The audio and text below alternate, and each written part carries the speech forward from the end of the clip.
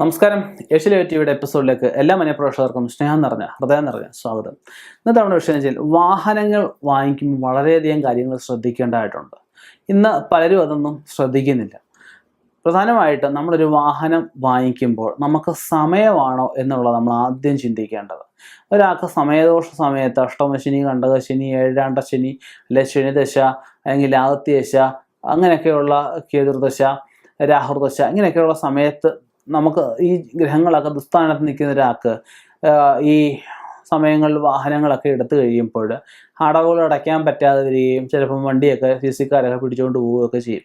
അതുപോലെ നമുക്ക് ജാതകാലം നമുക്ക് ഭാഗ്യസംഖ്യയുണ്ട്, ഭാഗ്യ നക്ഷത്രമുണ്ട്, ഭാഗ്യ ദിനമുണ്ട്, അതുപോലെ തന്നെ ഭാഗ്യ നിറം പറയുന്നുണ്ട്, ഭാഗ്യരത്നം പറയപ്പെടുന്നുണ്ട്.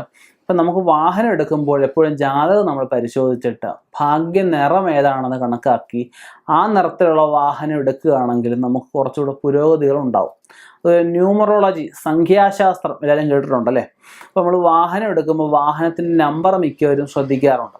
അപ്പോൾ നമ്മൾ നമ്പർ പൊതുവേ അവിടുന്ന് നമുക്കൊരു നമ്പർ അലോട്ട് ചെയ്ത് തരുന്നുണ്ട്. അപ്പോൾ നമുക്ക് കൃത്യമായിട്ടൊരു നമ്പർ വേണം, അല്ലെങ്കിൽ നമ്മുടെ ഒരു ഭാഗ്യ നമ്പർ വേണമെന്നുണ്ടെങ്കിൽ നമുക്കത് മുൻകൂട്ടി അതൊക്കെ ബുക്ക് ചെയ്തെങ്കിലൊക്കെ കിട്ടുകയുള്ളൂ. അപ്പം അങ്ങനെയുള്ള ഭാഗ്യ നമ്പർ നമ്മൾ എടുക്കുകയാണെങ്കിൽ നമുക്കതും ഒരു പുരോഗതി, അതായത് കണക്കൊരു വലിയ ഘടകമാണ്. ജ്യോതിഷത്തിൻ്റെ ആയാലും എന്തിൻ്റെ ആയാലും കണക്കൊരു ആധാരമാണ്. അപ്പം നമുക്ക് ആ ഒരു കണക്ക് പ്രകാരം നമ്മുടെ ഭാഗ്യസംഖ്യയ്ക്ക് അനുസരിച്ചുള്ള നമ്പർ, വണ്ടി നമ്പർ നമ്മൾ വാങ്ങിക്കുകയാണെങ്കിൽ നമുക്കത് ഒരുപാട് ഗുണങ്ങളെയൊക്കെ ഉണ്ടാക്കി തരുന്ന കാര്യമാണ്. അത് എൻ്റെയും കൂടെ അനുഭവത്തിൽ നിന്നാണ് ഞാൻ ഈ പറയുന്നത്. ഞാൻ ഈ നമ്പർ, ഭാഗ്യ നമ്പറൊക്കെ നോക്കിയിട്ടൊക്കെയാണ് വണ്ടി എടുക്കുക. ഭാഗ്യ നിറം, ഭാഗ്യ നമ്പറൊക്കെ നമ്മൾ നോക്കുക. വണ്ടി എടുക്കാൻ സമയമാണോ നമ്മൾ നോക്കുക. നമുക്ക് സമയമില്ലെങ്കിൽ നമുക്ക് ഭാര്യയുടെയോ അല്ലെങ്കിൽ അമ്മയുടെയോ അച്ഛൻ്റെയോ സഹോദരങ്ങളുടെ ആരുടെയെങ്കിലും പേരിൽ നമുക്ക് എടുക്കാവുന്നതാണ്. അതിനകത്തും തെറ്റൊന്നുമില്ല. പിന്നെ നമുക്ക് എന്തെങ്കിലും പ്രായശ്ചിത്തങ്ങളോ പ്രതിവിധികളോ ചെയ്തുകൊണ്ട് നമുക്ക് വാഹനം എടുക്കുന്നതിൽ നമുക്ക് ജാതകമൊക്കെ നോക്കുമ്പോൾ അതൊക്കെ അറിയാൻ പറ്റും. അതുപോലെ നമ്മൾ വണ്ടി എടുക്കും പിന്നെ അടുത്ത ഘടകം എന്ന് വെച്ച് കഴിഞ്ഞാൽ സമയം, ഭാഗ്യദിനത്തിനും ഭാഗ്യസമയത്തിനുമൊക്കെയാണ് പ്രാധാന്യം. അപ്പം നല്ല മുഹൂർത്തം നമ്മൾ നോക്കണം, നല്ല തിഥി നോക്കണം. തിഥിയോ ശുഭായാം ശുഭാനുകൂലിത. തിഥി ശുഭമായെങ്കിലേ നമുക്ക് പഞ്ചാംഗമൊക്കെ നോക്കിയിട്ട് തിഥിയൊക്കെ ശുഭമായെങ്കിൽ ശുഭഫലങ്ങൾ നമുക്ക് പെട്ടെന്ന് അനുകൂലത്തിൽ വരത്തുള്ളൂ. ഒരു വാഹനം കൊണ്ട് നമുക്ക് ഉന്നതിയാവും, ഉയർച്ചയാണ് ഉദ്ദേശിക്കുന്നത്, നാശമാണോ? അല്ല. അപ്പോൾ ആ വാഹനം എടുക്കുന്നതുകൊണ്ട് നമുക്ക് പലവിധ ഭാഗ്യങ്ങൾ നമുക്ക് ഉണ്ടാവണം.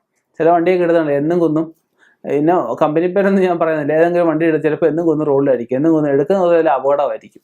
അപ്പം ഇതൊക്കെ കൊണ്ട് നമുക്ക് വാഹനം എടുക്കുമ്പോൾ ഈ പറഞ്ഞ സമയം തെറ്റിയെടുത്താലും ഈ പറഞ്ഞ അപകടങ്ങളൊക്കെ ഉണ്ടാവും. ചില വാഹനമൊക്കെ എടുത്തു കഴിയുമ്പോൾ ദൃഷ്ടിദോഷം ബാധിക്കാം, വാഹനത്തിന് നല്ല ദൃഷ്ടിദോഷങ്ങളൊക്കെ ബാധിക്കാം. അപ്പം അതിന് നമുക്ക് ചെയ്യേണ്ടത് എന്താണെന്ന് വെച്ച് കഴിഞ്ഞാൽ ഈ സെക്കൻഡ് ഹാൻഡ് വാഹനമായാലും പുതിയ വാഹനമായാലും വാഹന രക്ഷാ യന്ത്രം എന്ന് പറഞ്ഞ യന്ത്രമുണ്ട്. അത് ഹനുമാൻ സ്വാമിയുടെ സ്വരൂപത്തിലുള്ള യന്ത്രമാണ്. ആ വാഹന രക്ഷാ യന്ത്രം നമുക്ക് വാഹനത്തിൽ സ്ഥാപിക്കുകയാണെങ്കിൽ അപകടങ്ങളിൽ നിന്നൊക്കെ നമുക്ക് മുക്തി ഇടാനായിട്ട് സഹായിക്കും ഭഗവത് കൃപയാൽ. അപ്പം അങ്ങനെയുള്ള വാഹനം എടുക്കുമ്പോൾ വാഹന രക്ഷാ യന്ത്രങ്ങൾ സ്ഥാപിക്കണം. സമയം നോക്കി വേണം. നമുക്ക് താക്കോല് വാങ്ങിക്കാനും വീട്ടിൽ വന്ന് കയറാനും ഒക്കെ നമുക്ക് സമയം നോക്കണം. അതുപോലെ തന്നെ വാഹനം നമ്മൾ വേറൊരാളുടെ പേരിൽ എടുക്കുന്നതെങ്കിൽ അവരുടെ ഭാഗ്യ നിറമൊക്കെ അനുസരിച്ച് വേണം നമ്മൾ വണ്ടി എടുക്കാനായിട്ട്, അത് ശ്രദ്ധിക്കണം. വണ്ടി എടുത്തു കഴിഞ്ഞാൽ എല്ലാവരും 10 ക്ഷേത്രങ്ങളിൽ കൊണ്ടുപോയി വണ്ടി പൂജിക്കുന്ന സമ്പ്രദായമുണ്ട്. അത് പാടില്ല. നമുക്ക് ഏതെങ്കിലും ഒരു ക്ഷേത്രത്തിൽ പോയിട്ട് വാഹന പൂജ നമ്മൾ ചെയ്യാം. ബാക്കിയുള്ള ക്ഷേത്രത്തിൽ പോയിട്ട് താക്കോല് പൂജിച്ചാൽ മതിയാവും. വാഹന പൂജ ഒരിടത്തേ ചെയ്യാൻ പാടുള്ളൂ. പത്തടത്ത് ചെയ്താൽ പത്തടത്തേയും ഗുണമില്ലാതായി പോകും. വാഹന പൂജ ഒരിടത്ത് ചെയ്യുക, താക്കോല് പൂജ അല്ലെങ്കിൽ ചാവി പൂജ എല്ലായിടത്തും നമുക്ക് ചെയ്യാം. അപ്പം ഇങ്ങനെയുള്ള കാര്യങ്ങൾ ശ്രദ്ധിക്കുക. അതുപോലെ വാഹനത്തിൻ്റെ ഏതെങ്കിലും ഒരു ഭാഗത്ത് ചുണ്ണാമ്പ് കൊണ്ടൊരു എക്സ് എന്ന വര നമ്മൾ വരച്ചേക്കണം. അതായത് ദൃഷ്ടിദോഷങ്ങളെ ചെറുക്കാനായിട്ട് നമുക്ക് സഹായിക്കും.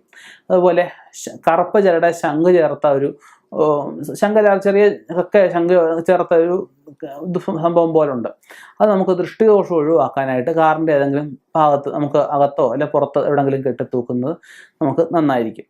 അതുപോലെ തന്നെ നമുക്ക് ദൃഷ്ടിദോഷം വെക്കാതിരിക്കാനായിട്ട് എന്തെങ്കിലുമൊക്കെ ഈ ഭഗവാന്മാരുടെ ഫോട്ടോയോ ചിത്രങ്ങളോ അങ്ങനെ എന്തെങ്കിലുമൊക്കെ വെക്കുന്നത് നല്ലതാണ്, ദോഷമൊന്നുമില്ല. അപ്പോൾ ഒരു വാഹനം എടുക്കുമ്പോൾ എന്തെല്ലാം കാര്യങ്ങൾ ശ്രദ്ധിക്കാനുണ്ടെന്ന് ആലോചിച്ച്.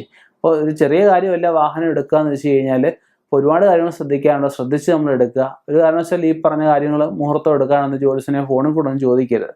നമ്മുടെ ആവശ്യമാണ് ഒരു ജ്യോത്സ്യനെ പോയി നേരിട്ട് കണ്ട് നല്ല മുഹൂർത്തം കുറിച്ച് വാങ്ങിച്ച് നല്ല നിറവും നല്ല സംഖ്യയെക്കുറിച്ച് വാങ്ങിച്ച് അതനുസരിച്ചുള്ള വാഹനമൊക്കെ എടുക്കുക. തീർച്ചയായിട്ടും ഒരു വാഹനം കൊണ്ട് ഉന്നതി ഉണ്ടാവും. ഇനിയും ഇതുപോലെയുള്ള വ്യത്യസ്തമായ വിഷയങ്ങളോട് കണ്ടുമുട്ടാം. നിർത്തുന്നു. നന്ദി, നമസ്കാരം. കൂടുതൽ വാർത്തകളും വീഡിയോകളും കാണാൻ ഈ ചാനൽ സബ്സ്ക്രൈബ് ചെയ്യുക. കൂടെ ബെൽ ബട്ടൺ അമർത്തുക.